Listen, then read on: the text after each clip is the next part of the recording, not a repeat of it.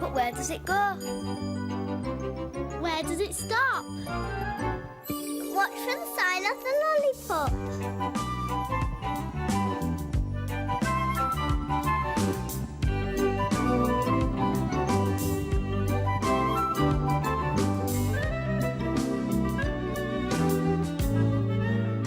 Stop! It's the 10th stop.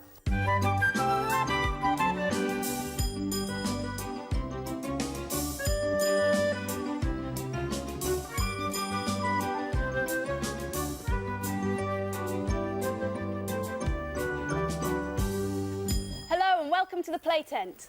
Hello. We're all busy getting ready for today's story. I've got to put this in the doctor's bag. There's all sorts of things in here. All sorts of things that a doctor needs to get people better when they're ill. And this is a stethoscope. It helps the doctor to find out what's going on inside you. Just puts it against your chest and listens. Well, there's nothing wrong with wobble. There. Oh, got some bandages and plasters for cuts and bruises. Oh, and there's a book here, first aid book. It's got the names of illnesses in here, like measles and mumps and chicken pox. I think Wobble's had chicken pox. Did you have lots of spots, Wobble? I think that means yes, but they all went away, didn't they? Yes. Oh, you might have seen one of these before. It's a thermometer. The doctor puts it in your mouth and it helps to find out what's wrong with you. All right, this bag's for Dr. Humphrey. Bring this over here. Thank you, Trish. There you are, Dr. Humphrey. Oh, and there's a grand house in today's story and lots of grand furniture like this big bed. And there's a lady who wears very grand jewellery. And a butler who carries in the food. And a maid who does all the dusting. And a matron. And a matron helps to get people better when they're ill. Put these down here. Yeah, there are lots of people in today's story, and we play all of them. Who am I now? Tell me. Who am I now? A bright feather duster for dusting things down. I do all the washing when it's piled in a mound. Say if you know. Tell me, who am I now? The maid. Right. Who am I now? Tell me. Who am I now? A long tail coat and a firmly set frown. I carry the meals for my lord up and down. Say if you know. Tell me, who am I now? Doctor? Butler. Butler. Who am I now? Tell me. Who am I now? If you're ill, I'll ride out on my bike through the town. There's a watch on my apron that hangs upside down. Say if you know. Tell me, who am I now? The matron. Our matron. Who am I now? Tell me. Who am I now? A child of Jews and a long flowing gown.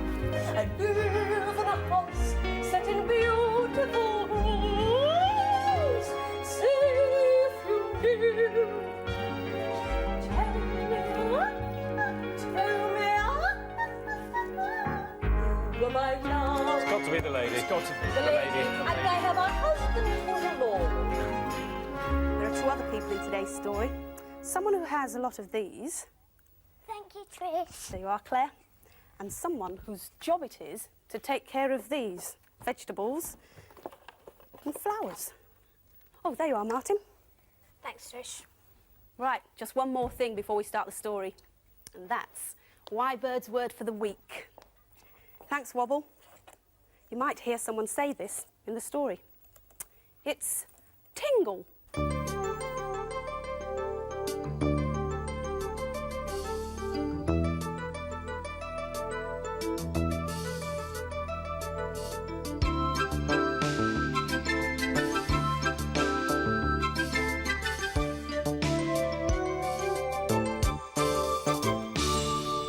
who's ready for today's story?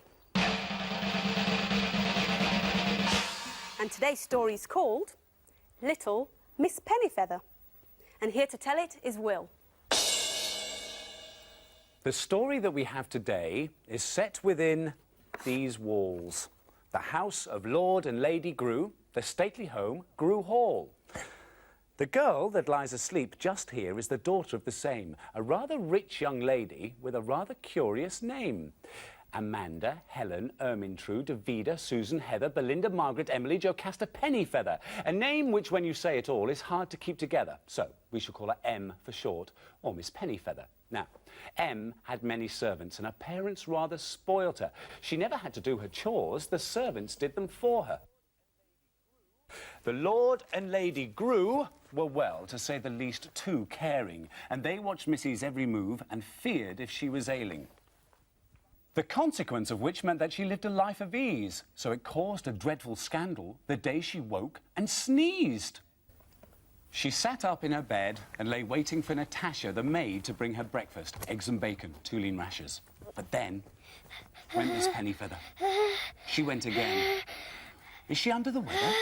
Is she in pain? She threw her head back, the sheets back too.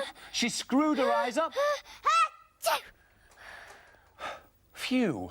Oh! Screamed Natasha, who'd been polishing the gold. My little Missy sneezing. I hope it's not a cold. Now, whatever are you playing at? Just lay yourself back down. I'll make sure that you keep warm. Now, let's wrap these blankets round.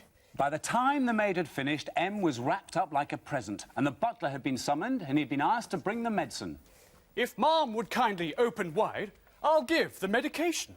It does you good when it's inside. A tingling sensation.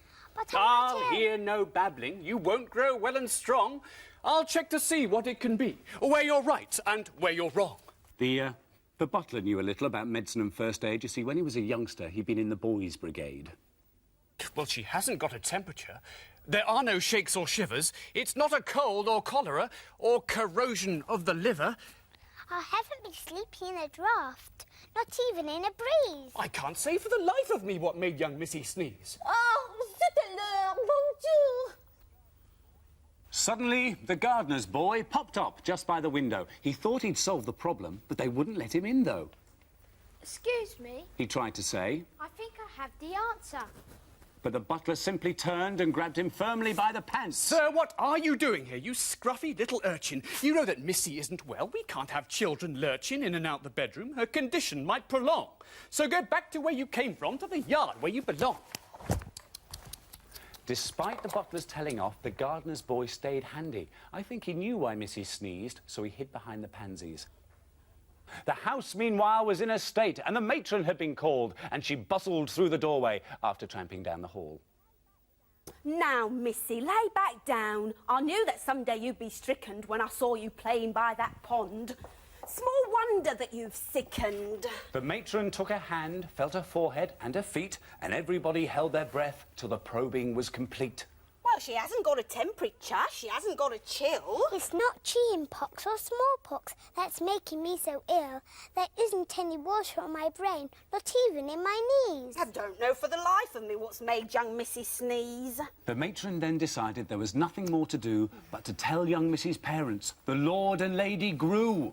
Oh, my buffy bobble drops, my little woofy woo. Flopsy mopsy illy willy, whatever shall we do? There, dear, please calm yourself. It won't be something bad. A quick examination will soon tell us what she has. He sniffed the air, then moved a chair and whispered something Latin. Something Latin. Then sniffed some more and moved a door which only let the cat in. Oh, Sebastian, you're such a fool. There isn't time for nonsense. I'll search dear Flopsy Bun myself, and then we might see progress. Well, she fussed a bit and cooed a bit and looked at Mrs. Glands, just here, then cooed a bit and fussed some more and patted Mrs. Hand. Well, I haven't got a temperature. Oh, gastroenteritis. She's far too sweet for rheumatoids, too pretty for arthritis. It isn't tonsillitis, for I gave her throat a squeeze. I can't say for the life of me why Flopsy Mopsy sneezed. Suddenly, the gardener's boy, who'd found all this quite boring, decided it was time again to try and stick his oar in.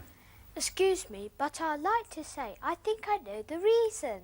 But before the boy could say some more, the lady shouted, Treason! He's put footprints on the carpet and there's dirt on all the I'm doors. sorry, Mum, don't be alarmed. He's just the gardener's little lazy, crazy little eldest son. His job's to tend the daisies. Oh, get him out! the Lord did shout. He's probably infectious. With all that grime and sticky slime, you should see a health inspector. Meanwhile, it was decided to give the doctors all a call, and in less than half an instant, they were standing in the hall. Coming, catastrophe! The lady cried and wailed. My little woofy woo looks pale. Whatever can it be? We doctors stood around the bed and opened up our cases and brought out different instruments to put them through their paces. Stethoscopes and endoscopes, thermometers and plasters, slings, splints and tourniquets, medicines and mustards. Said Dr. Humphrey. Said Dr. Will. Said Dr. Cook. And they all went, again. Despite our clever instruments, our bottles and our lotions, regarding Mrs. Ailments, we haven't got a notion. I haven't got a temperature. There are no spots or bumps. I haven't got the measles and I haven't got the mumps. There's no sign of sinusitis, no catarrh, not one wheeze. We can't say for the life of us what made young Missy sneeze. The news that even doctors couldn't name Missy's complaint sent his lordship wailing and her lady in a faint. She fainted on her husband, who in turn fell on a doctor, who then fell on a chair, and she never knew who'd knocked her. While everyone was falling, each one somehow banged their head. And the doctors, in a tangle, ordered everyone to bed. Everyone to bed! Well then, would you believe it? Now everyone was ill, with the doctors standing round the bed administering pills. The gardener's boy was still to hand, and while their strength was weak, he decided now he'd get his chance, and so he tried to speak. If only you had listened or let Missy say herself. The reason why she was sneezing had not a thing to do with health. The reason's so simple. You see, when Miss Pennyfeather woke up, she was tickled on the nose by this small feather. A feather? A feather? That's impossible. His lordship cried and bellowed. How do you mean? What can it be? A feather from her pillow. A feather! That explains it. She's not sickly after all. Oh, my dear, you must be starving. I think your breakfast in the hall. And there you have the mystery is solved. It was so easy. Missy didn't have a cold. She wasn't even queasy. The Lord and Lady Grew were overjoyed, as you can see, and all because the gardener's boy knew a feather made her sneeze. No, she didn't have a temperature, there were no shakes or shivers. It's not a cold or cholera or corrosion of the liver. It was a little feather floating upwards on a breeze. So now we're really sure we know what made young Missy sneeze. No, she didn't have a temperature, she didn't have a chill. No chicken pox or smallpox were making Missy ill. There wasn't any water on her brain or in her knees. But a feather from her pillow was the reason Missy sneezed. No, she didn't have a temperature, there were no shakes or shivers. It's not a cold or cholera or corrosion of the liver. It was a little feather floating upwards on a breeze. So now we're really sure we know what made young Missy sneeze. No, she didn't have a temperature, she didn't have a chill. No chicken pox or smallpox were making Missy ill. There wasn't any water on her brain or in her knees. But a feather from her pillow was the reason Missy sneezed. A feather from her pillow, a feather from the pillow, a feather from the pillow was the reason Missy. Feather from the pillow, yes, a feather from the pillow, yes, a feather from the pillow was the reason Missy sneezed.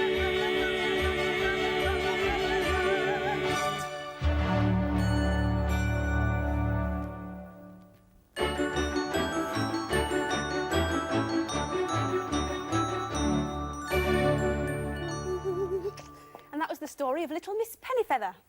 Oh, so the gardener's boy really did know what made Missy sneeze all along.